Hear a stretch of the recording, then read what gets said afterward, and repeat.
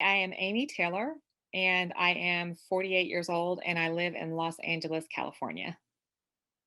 My diagnoses are ADHD, so attention hyperactivity deficit disorder, then also bipolar 1, PTSD, and um, somatic OCD. So those are primarily the four diagnoses that I struggle most with. For me, with both ADHD and am living with bipolar 1, for myself, impacted by my mood, which impacts my perceptions. Mood shifts will impact the way I view the world. And depending on any given day, if I'm depressed, then I might not be as optimistic about things. It might make working harder. I might not view things, I guess, as optimistically, or I might even sometimes I felt, oh, the world's against me. I get kind of feeling down. With the opposite side of that, the mania, I tend to take on too many projects when I'm hypomanic or in a manic phase. And I don't suffer with psychosis with my mania, fortunately, but I do tend to get where I will get consumed in a project, and then my ability to pace kind of goes out the window because I'm really wrapped up in it, and I want to do a good job with it. And so I will wear myself out. Like I might not sleep a couple nights because I'm really engaged with that. And then with the ADHD coupled with that, it's hard because ADHD causes me a lot of impulsivity. So, given the fact that I might have different mood fluctuations and that changes my perceptions, then you throw in the impulsivity with that, and it might mean that on a day that I'm not particularly feeling well, or I'm either manic or depressed, that I'm also impulsive in that moment too. So that has led me to have difficulties in relationships at times because maybe I'll blurt out something that really I should have been able to hold in. But with the mood that I'm in, and with my impulsivity issues, that becomes hard for me. Or I've quit jobs suddenly because I'm exhausted after coming down from a mania. I'm exhausted. I've been working. I've been doing a good job, but I kind of get exhausted, and then I can get impulsive. So I might not be able to handle certain things like tension or office politics, things that a lot of people take for granted that they can manage their emotions. With me, with a mood disorder, and then having the impulsivity issues, in certain spaces, it's really hard for me to manage my emotions at times. And I always regret when that happens because I look back and I go, well, I can't do anything about the past. And a lot of people are not really understanding, or they don't really they see it as my personality instead of that I was actually in a manic phase, kind of doing the best I could. So those are things that color my whole life, because I can it can color relationships, or can cause friction in relationships people may not understand. I've tried to give people an understanding of what it's like to live with like a mood disorder or ADHD. I've tried to tell them that it's kind of like having a side effect of a medicine. Like, say you've taken Benadryl and it's a cough medicine, and you just feel so sleepy and you feel so groggy, and you're just kind of in a haze, and you just can't seem to get going. That's kind of, to me, like depression. But with a person who has a mood disorder, they feel like that, but they don't really know why. They didn't take any Benadryl, and then they don't know when that side effect's going to wear off. And same thing, like with mania, you might feel like really jittery or really on edge, like you've had a bunch of caffeine. A lot of times, people, they don't really understand that, for a lot of us who do struggle, it's like a side effect almost of a medication that might make you feel short or anxious or edgy, or sped up. But we don't have the ability to just let it wear off like you would with a caffeine, or like, oh, I just won't take that Benadryl anymore. And so we're fighting against something that just keeps showing up. I love the depth in my life. And I have lived through, I feel like, a lot of struggle. My emotional state has the ability to be really expansive and it has a lot of depth to it. I know I've been around enough people that, they'll say, well, I just don't get, that joyful, or I don't really get that depressed. They kind of somewhere in the middle.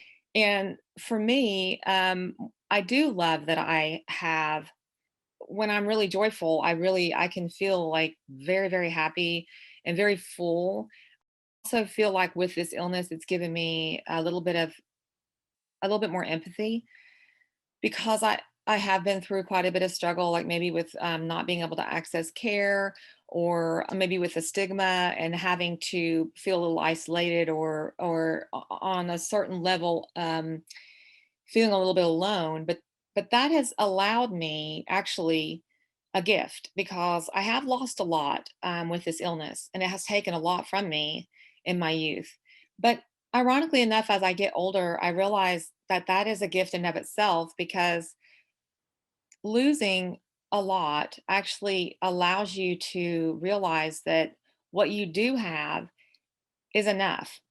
I lost a lot over the last few years because I had to get on disability, but I realized through that process of losing that I had myself, and that I loved myself, and that I learned to really appreciate the times I did have alone, and the times that I maybe learned in being alone, and taking more time to like practice mindfulness, and some of the things that I've been introduced to because of what I struggle with.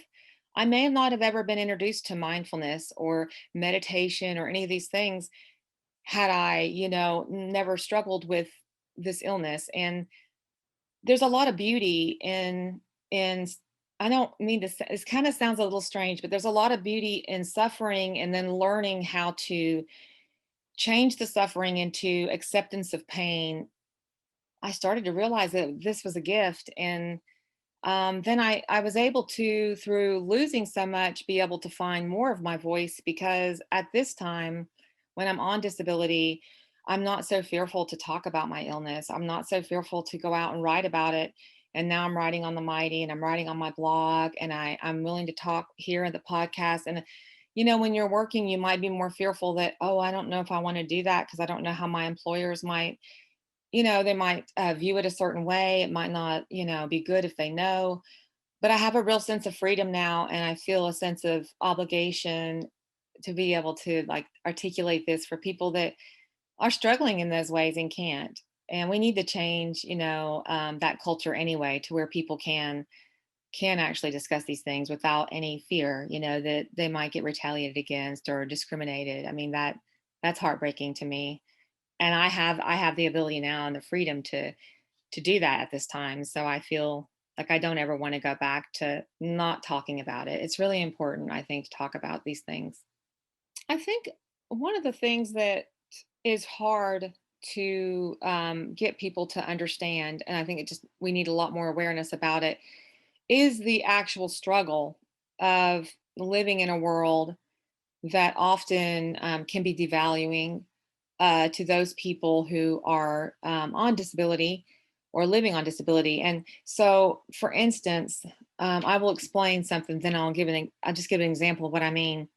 When we're in the midst of a pandemic, and what I've heard over and over again from a lot of our congressmen and congresswomen, how can we expect people to live off less than $2,000 a month?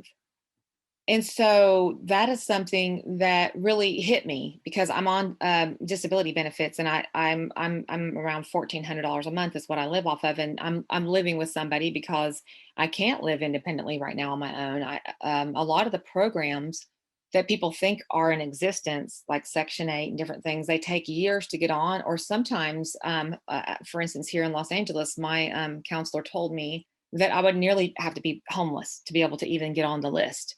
So there's this perception of people who do not live with a disability, that because I have this conversation with people online, and I'll go back and forth and try to let them know what the real deal is. They think, oh, you're able to live and you've got all these programs. The reality is a lot of those programs are not really that sufficient. For instance, my food benefit's $15 a month if I choose to get it. I choose just to, I'm not going to do all the paperwork for, it's just $15 a month. So it's not going to help me. But the reality is there's a struggle there.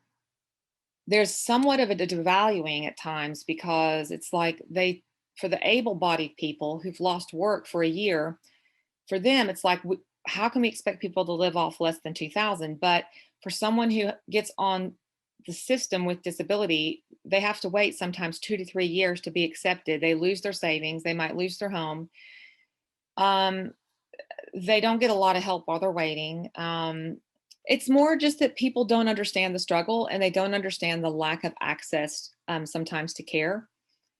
There's a lot of struggle out there in access to care and quality care. I went for years where my nurse practitioner really wanted me to do a residential care program to get well, and my insurance wouldn't pay for it. And it was going to be like 25,000. I mean, it's going to be like a ridiculous amount of money that I couldn't do. So what happened with me with work, and this is what I think people don't always understand, the employers don't understand it. And a lot of times just people in the community don't understand. But when you're struggling with working with an illness and you are starting a job, sometimes you don't have your insurance set up because it might take 3 months to kick in. Then you have to get new providers. And if you're struggling like me, there's been times where I didn't make it to the first year, or I didn't, make it that long because my symptoms, started up, and then I had absenteeism. Then I lost the job. Then I lost my providers. I lost my insurance. I had to move to different housing. There's a struggle that goes on there, especially with those who are living with, pretty severe or persistent mental health issues, that is not being communicated out to people. And they are not really understanding that struggle. And it's a very hard struggle because I've had people look at me and say, you need to try harder. And I'm like, I really have, tried and been an advocate for myself, but it's hard because you get stuck in a trap of, I want to work. And I literally had a doctor tell me 7 years before I went on disability that I will help you get on disability. I don't think you can work. I wanted to work, but I got into that cycle of wanting to work, but then not being able to get well enough. I've seen it in other stories that people have written too. So I know I'm not alone in that, but it's a struggle that's not as well communicated or understood. I have said to people that people say, check your attitude at the door, when you go into work. And that's great. I agree with that. But then I have a disability sometimes, and, I can't check the disability at the door. And mine is an invisible disability. So sometimes if I'm struggling with an invisible disability and the only way that people are seeing it is that I'm kind of getting teary-eyed, or I'm short, or I'm struggling with my management of my emotions, and people aren't sensitive to that, then that's like a way to discriminate in ways, like it's like silent discrimination. And they might not even be aware that they're doing it, because whether they know or not, I mean, there's been times I've even said, look, I live with this disability, but still they're thinking this is just your personality. A lot of times people will, jump in and give advice before they really listen and hear what's truly going on. So I think listening, and then also a lot of validation. The providers that I do best with are the providers that acknowledge the struggle. They acknowledge that the system isn't, it's kind of a broken at times, or it's difficult, that the things that you may need, you might not be able to access right now. You might not be able to access them ever. There might be a really long wait list. So, those people who are providers that understand that and can validate the person, it does bring down the level of, intensity.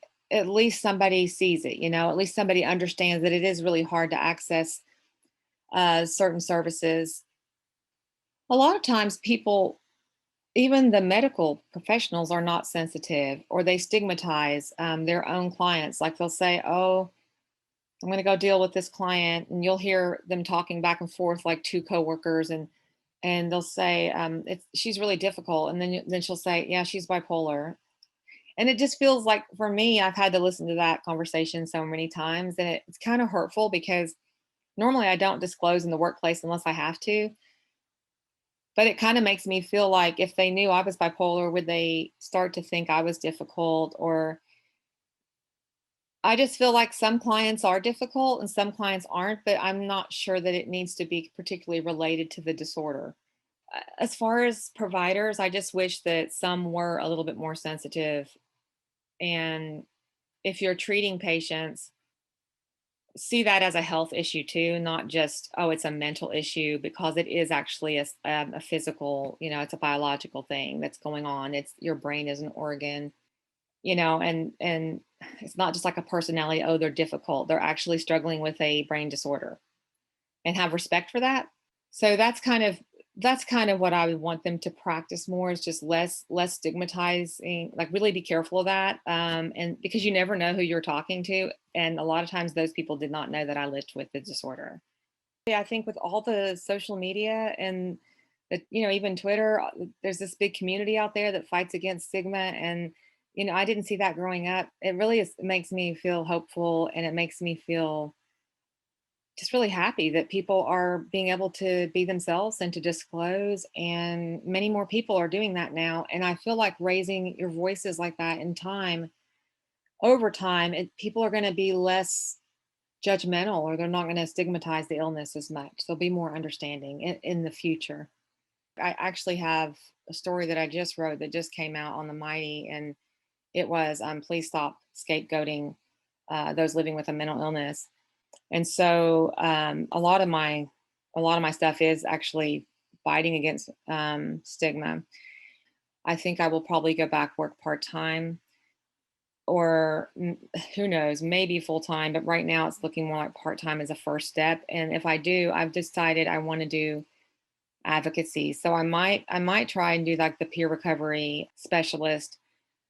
I know that my skill set would be really valuable in advocacy. I've done some things that a lot of people are really surprised. I was able to get my disability awarded to me without a lawyer, and a lot of people need help with that. And I was able to research and pretty much do an on the record request, and have my doctors fill out forms. They're called residual functioning capacity forms. And so just being able to research it on my own, because I had three lawyers that wouldn't take my case. And so for me to be able to do those kind of things and then be able to tell other people about them, I do write that publicly, like on sites where people are struggling with getting their disability approved. I tell them, hey, this is what I did, and I give them that information. I started writing back in 2018, and it was during a time that I was struggling with some family issues, and that's still kind of ongoing. So a lot of my blog has to deal with healing from childhood trauma, healing from my sister has an issue with addiction, and all of her adult children do. And so I do write about my experience as a sibling and a family member of someone that struggles with that family disease of addiction. I don't struggle myself, but as my family struggles, it does impact me. I also write about living with ADHD, or living with the bipolar one, and how that has impacted me. I've written some blog posts about working and what I feel like would be great accommodations in the workplace, or kind of like my workplace wish list if I were to get my wish, as far as what I would need to be, as far as what kind of accommodations I would need. And sometimes I do put like resources there, like the Jan Accommodations Network resource is a great resource for people to go to, and be able to learn more about what kind of accommodations might work with the type of disability or illness that they're living with. And I've written for NAMI about workplace discrimination. I wrote a blog post for them. So a lot of my writing is just that. It's just to get out information that I think will be helpful to other people, and some of it's just really processing. I find that when I process and I put that out there, people like it and then they respond to it and they say, I really relate, or this is really helpful. Um, it's made me feel really good because it's made me feel like I'm less alone and that I'm helping other people in the process as I heal. For me, one of my main goals is I'm in the process of writing a book.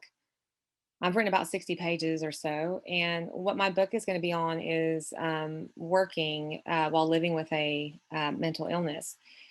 That's one of my main passions is to use my experiences that I have had in the workplace. I've had some experiences of discrimination in the workplace and how that impacted me, and the things that I did in order to address it in my own life or to help myself during the process. Whether it was get severance packages, I did get a settlement in one case.